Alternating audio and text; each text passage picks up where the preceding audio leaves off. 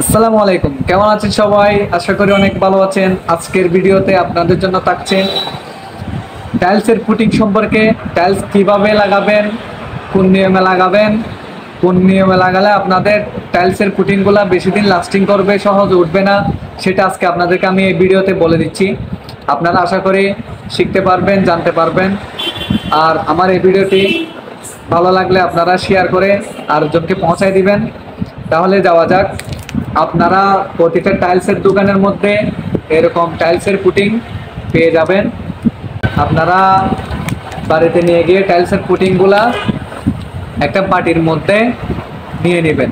বাটির মধ্যে নিয়ে নেওয়ার পরে যে পাউডারগুলো আছে ওই পাউডারের সাথে পানি মিক্স করে আপনার একটু আটালো আটালো করে ফেলবেন। আর যে জয়েন্টগুলোর মধ্যে আপনি পুটিং লাগাবেন ওই জয়েন্টগুলো যেন আপনার 1.5 মিলি গ্যাপ থাকে। যদি আপনার ওই স্পেসটাও যদি না থাকে, একটার সাথে একটা লাগাই ফেলেন লাগানো টাইলস লাগানোর সময়, তাহলে আপনার পুটিংগুলা ভালো মতো ঢুকবে না। ভালো মতো যদি না ঢুকে আপনার টাইলসের পুটিংগুলো কিছুদিন পরে চলে আসে।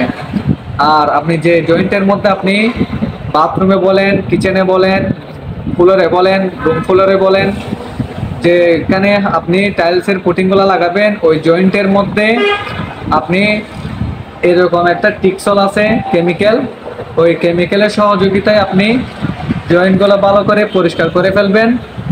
আপনার ওই জায়গাটা শুকনা করার পরে ওই টাইলসের যে আটালো আটালো আপনি ফুটিং মিক্স করছেন ওই গ্রাউন্ডগুলো আপনি জয়েন্টের ভিতরে দিয়ে দিবেন। আপনি জয়েন্টের ভিতরে দেওয়ার পরে আপনি যখন ফুটিং লাগানো শেষ হয়ে যাবে ওগুলা সুন্দর করে আপনি কাপড় দিয়ে মুছে ফেলবেন। যতক্ষণ না পর্যন্ত আপনার ওই ফুটিংয়ের টেম্পার আসবে না ততক্ষণ আপনি পানি ব্যবহার করতে পারবেন না, হাঁটা চলা করতে পারবেন না, কোনো প্রকার কোনো কিছু করতে পারবেন না যতক্ষণ না পর্যন্ত আপনার ওই ফুটিংয়ের টেম্পার না আসবে। আপনি টেম্পার আসার পরে ব্যবহার করবেন, দেখবেন আপনার পুটিংগুলো অনেক দিন পর্যন্ত লাস্টিং করবে।